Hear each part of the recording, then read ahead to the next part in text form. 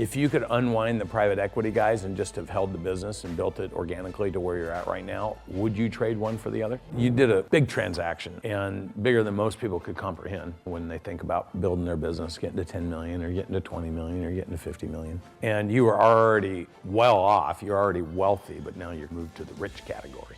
When you finally ring that bell that most people would dream of, most people won't get to, what is life after ringing the bell for you, Ben? It's a lonely place. Us entrepreneurs, small business owners, sometimes you're not careful, you make it your life, right? It's who you are, you identify with the business and your roles and your leadership roles and your people inside the business. It's a big part of you. And you monetize it, which is really the goal of every entrepreneur, I think. You get a little lost. And I got to tell you, this has happened every time I sold a business. Like, I can remember the first one I sold was back in '97, and I sold it for $6 million, which I'd set a goal to sell it for $1 million. I sold it for $6 million, so I did better. It wasn't like these other ones I've done. But I'll never forget, I was sitting there, I was looking at my Dean Witter statement with the $6 million in it. I thought I felt better about myself when I was sweating payroll before I sold the business than I do looking at that $6 million. And there's some psychological aspects to this whole thing about selling the business to private equity and such. For me, the game was always about growing and watching my people grow and innovating new things and just having that activity go on all the time. Don't get me wrong, I'm very happy with my financial position and I'm not trading it, I'm not giving it back. Just for you to understand is the day that you reach your goal of monetizing the company, you need to really think, you need to do two things. You need to think long and hard about before it happens and how are you going to reinvent your life. Because you will, you understand how much time and energy that this business occupies your life, right? So that's going to change, so you got to be ready for that. And then when you're building your business, I want to tell you this, you're in the best place you could possibly be here, and I'm not part of this, I'm just his friend. This is the best place you can be because he's teaching you how to build the system of the business, right? Which is no different than if you build a custom home and sold it, right?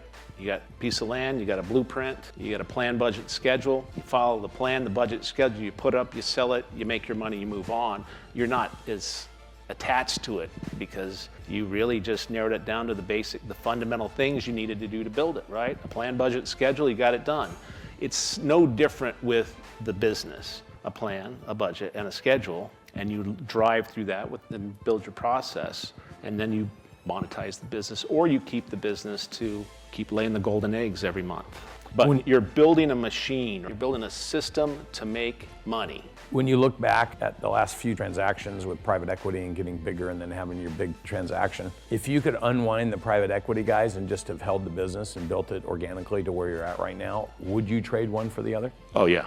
Absolutely. Especially now because our business now is $30 million in EBITDA, $30 million in cash flow every year. And my team did that, but we don't reap all the rewards anymore. In my case, I had a low amount of cash flow and I was able to sell for 77 times. So I traded the future of hoping I could build it bigger for the immediate ability from the leverage in the marketplace. When you have a big cash flow business, how much money do you actually have to make? If you're making $30 million a year in today's marketplace, you'd have to have, I don't know, $500 million of cash sitting there somewhere paying you $30 million a year. So your business is still worth $500 million, but you're getting the $30 million. Yeah, and it's still working for you. Still working for you. And you're in control and you can make it bigger. Yeah, and I guess I really want to make sure you hear this is because I struggled at this and I watch other people struggle. You're building a business. It's not your life. It's something that you own. It's something that's to serve a need in your life, a purpose in your life, to create wealth for you, to do other things, to build something for your family legacy, whatever you define, but it's not your life. You're here to build something.